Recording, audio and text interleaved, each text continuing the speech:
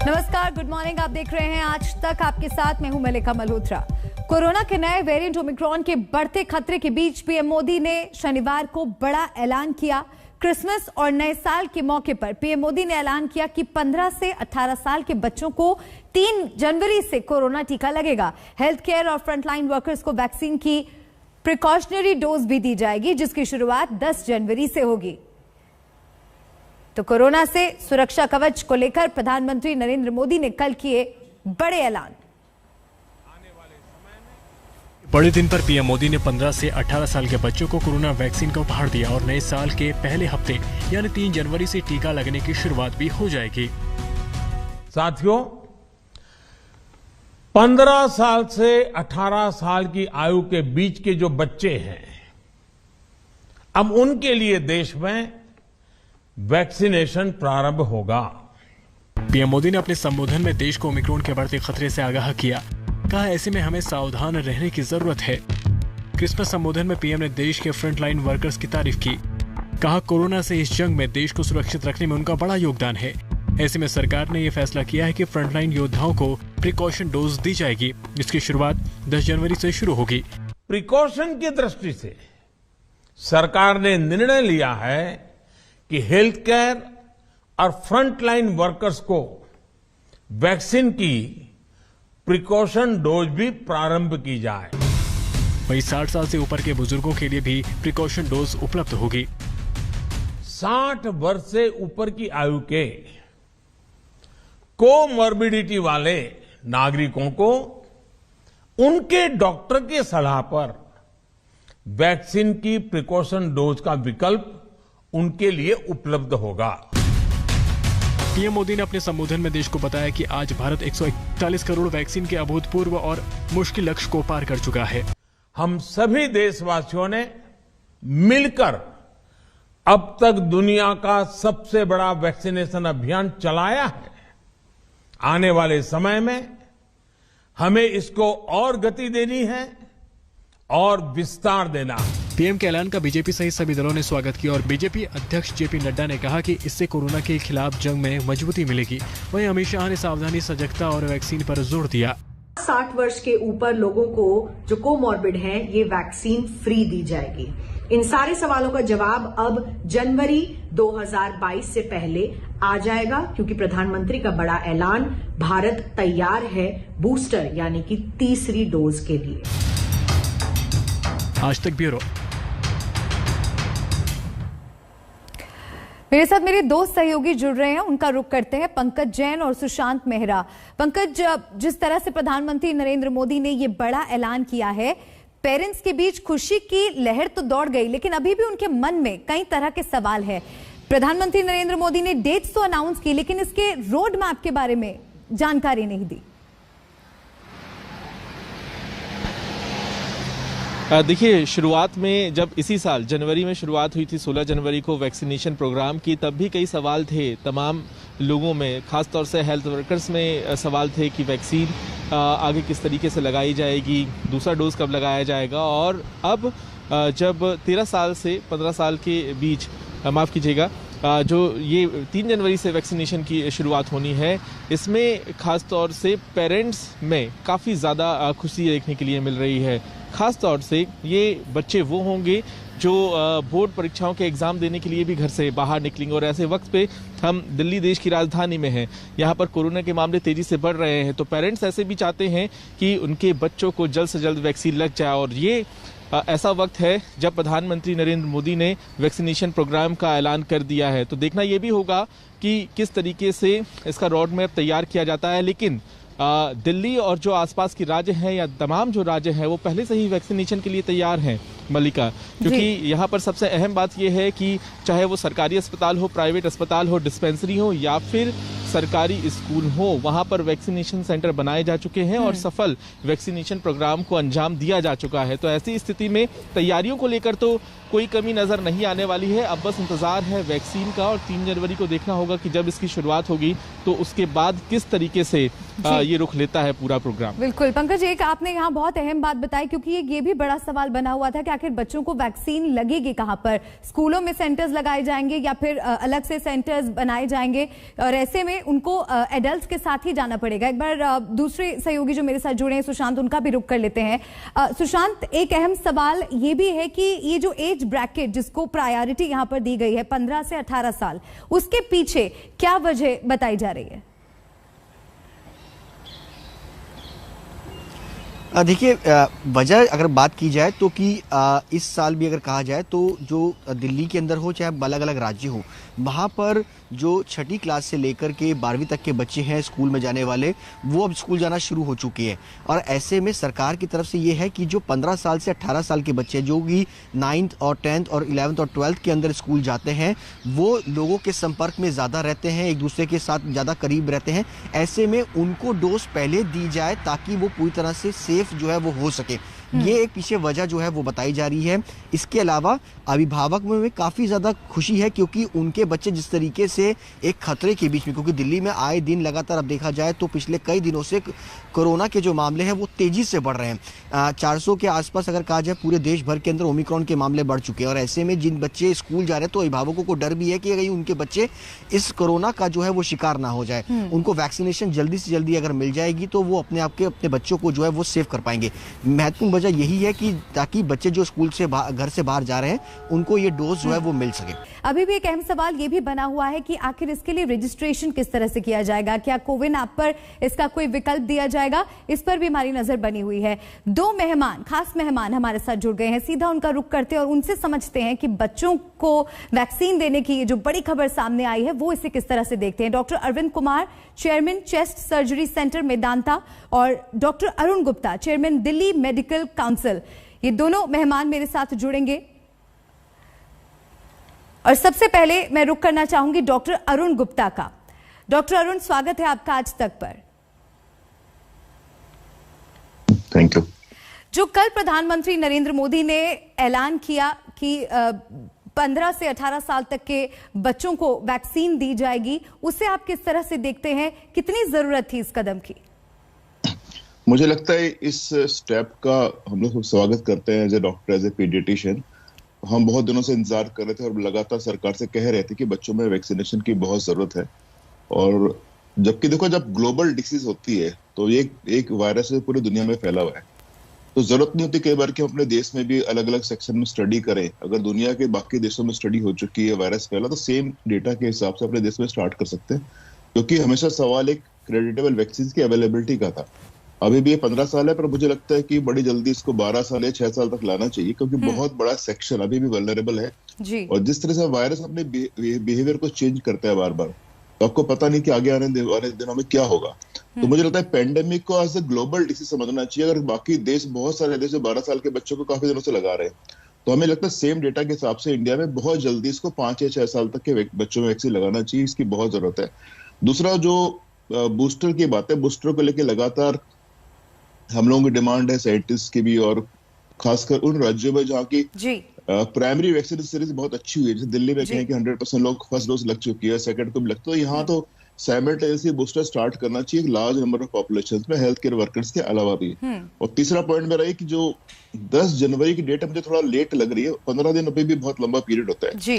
जब हम अनाउंसमेंट करते हैं तो उसके पहले अपना बैकग्राउंड भी रेडी करते हैं, तो मुझे लगता है विद इन 48 घंटे रोल आउट करना चाहिए इसको, कि ओमिक्रॉन स्पीड से फैल रहा है। 15 दिन बहुत लंबा पीरियड हो सकता है बूस्टर स्टार्ट करने से पहले। जी डॉक्टर अरुण, बहुत एक महत्वपूर्ण बात आपने यहाँ पे कही कि ये 15 से 18 साल के बच्चों के लिए तो फैसला आया है, लेकिन उसके नीचे भी जो एज ग्रुप है वो भी वल्नरेबल कैटेगरी में आता है। डॉक्टर अरविंद कुमार भी हमारे साथ जुड़ गए हैं, chairman chest surgery centre Medanta. Sir, स्वागत है आपका। नमस्कार सर। जिस तरह से ये ऐलान हुआ, अभी तक रोड मैप पूरी तरह से साफ प्रधानमंत्री नरेंद्र मोदी ने या सरकार द्वारा नहीं किया गया है, लेकिन सबसे अहम सवाल ये बना हुआ है कि आखिर बच्चों को कौन सी वैक्सीन दी जाएगी, क्योंकि अभी अगर हम बात करें तो मुख्य तौर पर लोगों को कोवैक्सीन और कोविशील्ड दी जा रही है। बच्चों के लिए आपको क्या लगता है कौन सी वैक्सीन अच्छी रहेगी? मल्लिका जी, अभी तक जो कल रात प्रधानमंत्री जी ने जो ऐलान किया है उसके अनुसार उन्होंने कोवैक्सीन को अप्रूव किया है।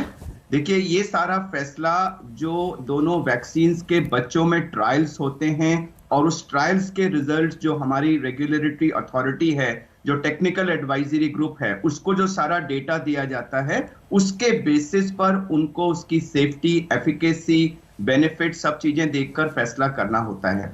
तो अभी जो अनाउंसमेंट प्राइम मिनिस्टर जी ने किया है उसके अनुसार उन्होंने 3 जनवरी से 15 से 18 वर्ष की उम्र में कोवैक्सीन को अप्रूव किया है। अभी आगे चल के कोविशील्ड भी अप्रूव होगी, मुझे नहीं पता, बट आज के तारीख में अभी कोवैक्सीन ही दिया है। यह उन्होंने किसी न किसी डेटा के बेसिस पर ही ऐसा फैसला किया होगा, ऐसा मेरा मानना है।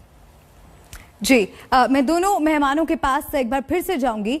बच्चों की वैक्सीन पर आप काफी कुछ जानना चाहेंगे, हम आपको बच्चों की वैक्सीन पर 2 और मशहूर डॉक्टर्स की राय बताते हैं और फिर से लौटेंगे हमारे मेहमानों के पास।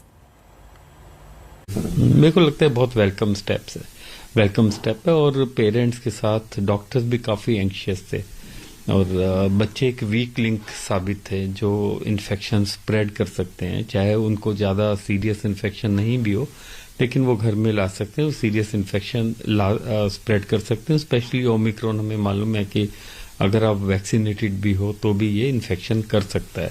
तो हमें एडल्ट्स को बूस्टर डोज की भी जरूरत है और साथ ही साथ पीडियाट्रिक वैक्सीनेशन एसेंशियल है। बच्चों के लिए वैक्सीन लगना बहुत आवश्यक इसलिए भी है कि बच्चे और उनके अभिभावक बहुत ज्यादा इनसिक्योरिटी फील कर रहे थे इस बीमारी को लेके, क्योंकि हमारे देश में 41% बच्चे हैं जो कि 18 साल से छोटे हैं और केवल एक को भी वैक्सीन नहीं लगी गई। और अब प्रधानमंत्री मोदी जी ने यह कहा है कि 15 से 18 साल के बच्चों को वैक्सीन लगनी शुरू हो जाएगी 3 जनवरी के बाद में, जो कि एक बहुत अच्छा कदम है। बूस्टर डोज भी अगर देखा जाए तो जितने हेल्थ केयर वर्कर्स हैं उनको वैक्सीन जो है 10 से 11 महीने पहले लगी थी और अब समय आ गया है कि उनकी इम्यूनिटी वेन ऑफ हो रही है, तो उनको भी हम प्रोटेक्शन दे दें। और एक बार फिर से हमारे मेहमानों का रुख करते हैं। डॉक्टर अरुण गुप्ता और डॉक्टर अरविंद कुमार लगातार हमारे साथ बने हुए हैं। डॉक्टर अरुण, आपके पास आते हुए, 15 साल से जो नीचे के बच्चे हैं जिनकी उम्र 15 साल से कम है, उनके लिए कितना बड़ा खतरा अभी भी बना हुआ है और क्या आपको लगता है कि उन्हें भी जल्द से जल्द वैक्सीन मिलना चाहिए? देखिए, ऐसा होता है कि बच्चों में हमने जो पहली और दूसरी लहर में देखा है, अपना एक्सपीरियंस है कि जो बच्चों में बीमारियां होती हैं पर ज्यादातर ये बहुत सीवियर बीमारी नहीं होती, तो कहीं ना कहीं हमारा ध्यान बच्चों की तरफ गया नहीं क्योंकि बच्चे उतने ज्यादा एडमिट नहीं हो रहे थे। पर सवाल यह है कि जो बच्चे इन्फेक्शन होता है तो उनमें वो भी आगे फैला सकते हैं, तो ये बहुत बड़ा इंपॉर्टेंट रोल है मुझे लगता है। इसलिए सबके लिए जरूरी है वैक्सीन। बल्कि मुझे जब कोवैक्सीन की बात चल रही है तो कोवैक्सीन में डिफरेंट एज ग्रुप में स्टडीज चल रही हैं, तो उनके हिसाब से as early as possible, specially वो बच्चे 2 साल से ऊपर के बच्चे जो 4 साल के, 5 साल के, 6 साल के, जो स्कूलों में जाना शुरू करते हैं, एक छोटे से कमरे में क्राउडेड प्लेसेस में बच्चे जब अंदर बंद होते हैं तो किसी को भी इन्फेक्शन हो सकता है और आपको वायरस के बिहेवियर का नहीं पता। आज हो सकता है बच्चों में सीरियस बीमारियां नहीं हो रही, कल बच्चों में सीरियस बीमारियां भी हो सकती हैं। तो 15 साल का इस वेलकम स्टेप है। मुझे लगता है बहुत ही छोटी एज ग्रुप को पकड़ा गया है अभी। बहुत जल्दी इसको 12 साल या 6 साल तक लाने की जरूरत है क्योंकि हर बच्चा वल्नरेबल है, स्पेशली स्कूल गोइंग एज वाला।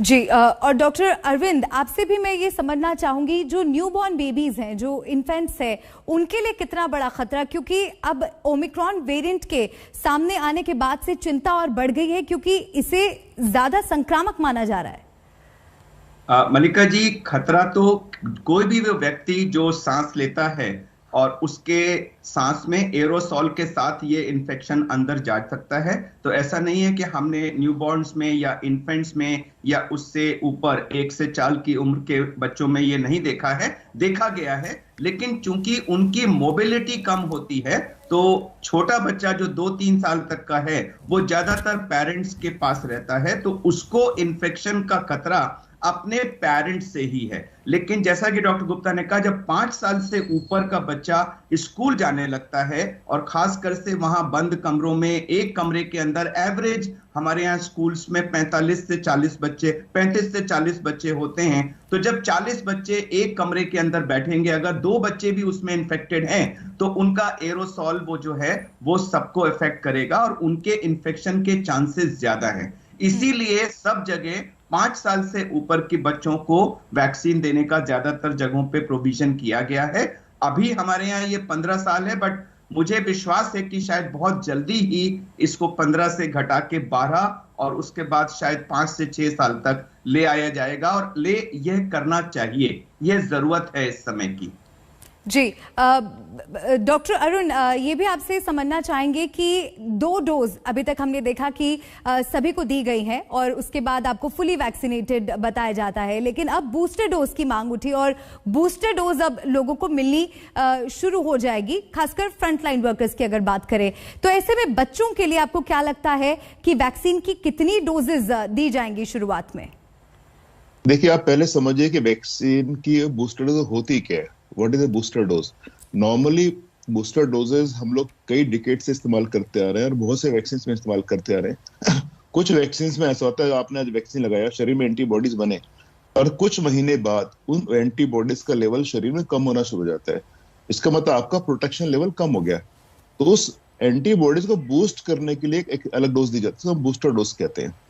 अब जो एडल्ट्स में हमने वैक्सीन लगाया था, साल भर पहले हमारे भारतवर्ष में लगने शुरू हुए थे, उसके बाद ये देखा जा रहा है कि 6 से 8 महीने बाद उसका लेवल एंटीबॉडीज का कम हो रहा है। इसका मतलब हमारा दोबारा जिन लोगों को वैक्सीन लगा था दोबारा वल्नरेबल हो गए। तो वो स्टडीज के हिसाब से देखा जाता है कि भाई कितने गैप के बाद एंटीबॉडीज लेवल का लेवल कितना कम आ गया, तो अब बूस्टर डोज के बारे में डिसीजन लिए जाते हैं। इसीलिए एडल्ट्स को लेकर डिसीजन लिया गया, क्योंकि मुझे लगता है लॉजिस्टिक्स प्रॉब्लम्स होंगी, इसलिए अभी हमने पूरे एडल्ट सेक्शन को खोला नहीं है, सिर्फ अपने फ्रंटलाइन वर्कर्स के लिए बात की है या कोमॉर्बिडिटीज वाले के लिए बात की है। तो सेम सिस्टम बच्चों में भी एप्लीकेबल होगा। हम पहले उनको प्राइमरी डोज लगाएंगे, उसके बाद हम वॉच करेंगे कितने महीनों बाद उनका एंटीबॉडीज लेवल कम होना, उसके हिसाब से बूस्टर डोज की भी कॉल ली जाएगी बच्चों के हिसाब से भी। जी, डॉक्टर अरविंद, तीसरी डोज को प्रिकॉशन डोज क्यों कहा जा रहा है? प्रिकॉशन डोज और बूस्टर डोज में क्या अंतर होता है? मलिका जी, जैसा डॉक्टर गुप्ता ने कहा कि जब हम फर्स्ट डोज देते हैं तो उससे बॉडी में एंटीबॉडी रिस्पांस और सेल मीडिएटेड इम्यूनिटी शुरू होती है।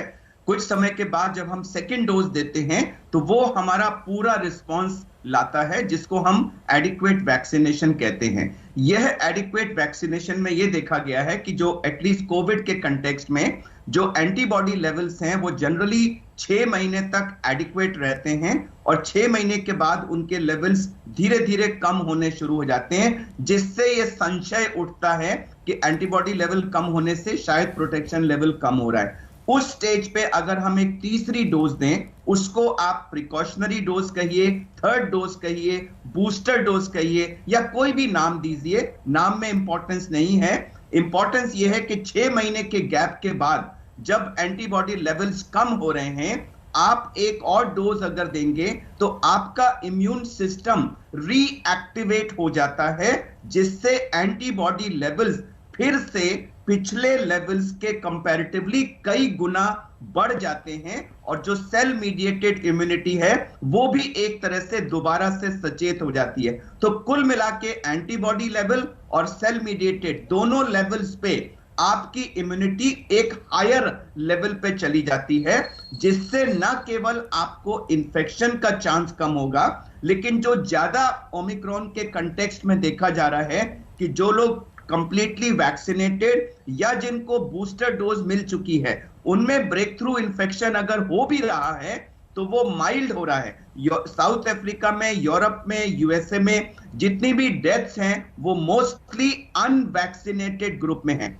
तो ये जो बूस्टर या प्रिकॉशनरी डोज है, ये हमारे प्रोटेक्शन लेवल को बढ़ाती है और हमें सीरियस डिजीज होने और मृत्यु होने से काफी हद तक बचाती है। तो चाहे इसको प्रिकॉशनरी कहें या थर्ड डोज कहें या बूस्टर कहें, ये बहुत ही इंपॉर्टेंट और जरूरत वाली चीज थी। मैं डॉक्टर गुप्ता से सहमत हूं कि शायद 10 जनवरी तक वेट करने की जगह इसे तुरंत लिया जाए, क्योंकि आज की तारीख में ओमिक्रॉन के नंबर्स बढ़ रहे हैं और यही समय है कि जो हेल्थ वर्कर्स, फ्रंटलाइन वर्कर्स और 60+ ये 3 कैटेगरीज हैं जिनको पिछले साल या इसी वर्ष जनवरी में 16 जनवरी से सबसे पहले दिया गया था, बाकी लोगों को बाद में मिला है। तो एंटीबॉडी लेवल सबसे ज्यादा इन्हीं 3 ग्रुप्स के कम हो रहे होंगे और रिस्क सबसे ज्यादा इनको है। तो मेरे ख्याल से जल्दी से जल्दी इन लोगों को ये थर्ड या बूस्टर या प्रिकॉशनरी डोज दी जानी चाहिए। मल्लिका, बहुत बहुत शुक्रिया डॉक्टर अरविंद कुमार आपका, डॉक्टर अरुण गुप्ता आपका हमारे साथ जुड़ने के लिए और ये जरूरी जानकारी हमारे दर्शकों तक पहुंचाने के लिए। तो हर कोई इस फैसले का स्वागत कर रहा है, क्योंकि भले ही बच्चों में गंभीर लक्षण नहीं देखे जा रहे थे, लेकिन ये माना जा रहा था कि बच्चे संवाहक हो सकते हैं और बच्चे कैरियर बन सकते हैं, इसीलिए बच्चों के लिए वैक्सीनेशन बहुत जरूरी है। अब आप कोरोना के ओमिक्रॉन वेरिएंट से सावधान हो जाइए, क्योंकि जिस तरह से इसके केसेस बढ़ रहे हैं उसने चिंता बढ़ा दी है। ओमिक्रॉन के बढ़ते केसेस की वजह से न्यू ईयर के जश्न पर भी ब्रेक लग गया है और राज्यों में नाइट कर्फ्यू का दौर वापस लौट आया है। हमने आपको दिल्ली की सरोजनी नगर मार्केट का हाल दिखाया था। वहां अब प्रशासन कोरोना नियमों को लागू करवाने में जुट गया है। देखिए, मार्केट में किसी प्रकार का इंक्रोचमेंट नहीं करेंगे, ना ही कोई वोटें होकर जो गल्ले वाला मार्केट में सामान बेचे। दिल्ली की सरोजनी नगर मार्केट का ये वीडियो जिसने भी देखा उसकी आंखें खुली की खुली रह गईं। लेकिन पुलिस प्रशासन की आंखें दिल्ली हाई कोर्ट की फटकार के बाद खुली। कोर्ट का आदेश हुआ है, माननीय उच्च न्यायालय का आदेश है कि सामान जिस किसी का जब्त हो जाएगा और उसको रिलीज नहीं किया जाएगा। दिल्ली हाई कोर्ट और डीडीएमए के ऑर्डर्स के बाद दिल्ली पुलिस ने यहां पर सरोजनी नगर मार्केट में अपनी रेकी शुरू कर दी है। दिल्ली पुलिस चेक कर रही है कि यहाँ पर जो एस्टैब्लिशमेंट्स हैं, अनऑथराइज्ड हैं, वो पूरी तरीके से यहाँ से उठा दिए गए हैं या नहीं। दुकानों से कहा गया है कि ऑड एंड इवन सिस्टम लागू किया जाए। इसका मतलब ये है कि एक दुकान बंद रहेगी, उसकी बगल की एक दुकान खुली रहेगी।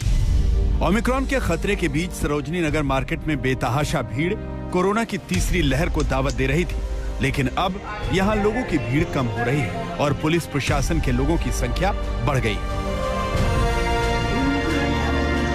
जो मार्केट में ऑड इवन नियम को लागू करवा रहे हैं और लोगों को कोरोना के खतरे से आगाह कर रहे हैं। आसपास केवल दुकानदारी ना करते रहे, एक आदमी जो एक्स्ट्रा हो उसको रखे कि भैया वो नजर रखे। अवैध रेहड़ी पटरी वालों की दुकानें उठाई जा रही हैं।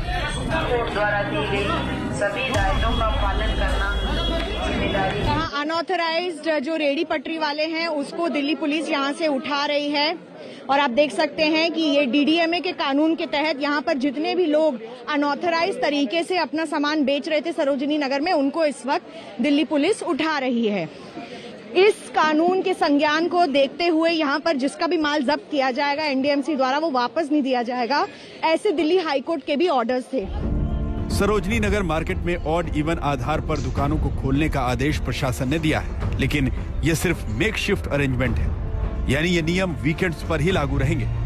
मंडे से नए ऑर्डर क्या होंगे, इसको लेकर अभी तक अधिकारियों के पास कोई साफ निर्देश नहीं है। मैडम, इस मार्केट में देखा गया है जो ट्रेंड है, सैटरडे संडे और हॉलीडेज में ज़्यादा भीड़ होती है। यहाँ जो शॉपिंग के लिए क्राउड आता है ये 2 दिनों में ज़्यादा होता है। इसे देखते हुए ही डीडीएमए ने अभी जो ऑर्डर पास किया है उसमें 2 दिन के लिए रेस्ट्रिक्शंस लगाया है। तो अभी ऑड इवन वाला हम केवल डीडीएमए गाइडलाइंस के मुताबिक केवल 2 दिन ही लागू करेंगे। उसके बाद जैसी डायरेक्शंस हमें मिलेंगी हम उस तरीके से काम करेंगे। रूटीन वाले दिनों के लिए जो अनऑथराइज वेंडर्स हैं, अनऑथराइज एनक्रोचमेंट है, हम उसे हटाएंगे, बिल्कुल क्लियर कराएंगे, जिससे पैसेज क्लियर रहे, लोगों का मूवमेंट ठीक से रहेगा और इस तरह की जो हो रही थी भीड़ भाड़ और धक्का मुक्की टाइप की सिचुएशन, उसको अवॉइड किया जा सके। दिल्ली की सरोजनी नगर मार्केट जिस भीड़ की वजह से लाइमलाइट में आई थी, वो भीड़ अब बेहद कम रह गई है। लेकिन जिस तरह से अचानक दुकानों को बंद करवाया गया और लोगों को मार्केट में आने से रोका गया, उसको लेकर दुकानदारों की अपनी चिंताएं भी हैं और प्रशासन से नाराजगी भी। कब पता चला आपको ये सारे कानून यहाँ लागू होने वाले हैं? मैम, हमें रात को 12 बजे मीडिया के थ्रू पता चला कि एसडीएम साहब ने जो है सरोजनी नगर मार्केट को ऑड इवन कर दिया है। ये फैसला बिल्कुल एक तरफा है। अगर यहाँ से अवैध रेहड़ी पटरी हटती हैगी और ये बॉडी हॉकर हटते तो अपने आप यहाँ सोशल डिस्टेंसिंग होती हैगी, पर आज देख रहे हैं तो बिल्कुल ही मामला उल्टा पड़ा। सुबह यहाँ के ये चीज़ पता चली, हमने ऑर्डर पड़े। अब क्योंकि कोरोना का मैटर हैगा मैम, ओमिक्रॉन फैल रहा है, ये भी पता चल रहा है कि केसेस बढ़ रहे हैं। अगर ऑड इवन करके सरोजनी नगर मार्केट को इससे बचाया जा सकता है या जो पीछे जो वीडियो वायरल हुआ था उसको रोका जाता है तो हमें मंजूर हैगा।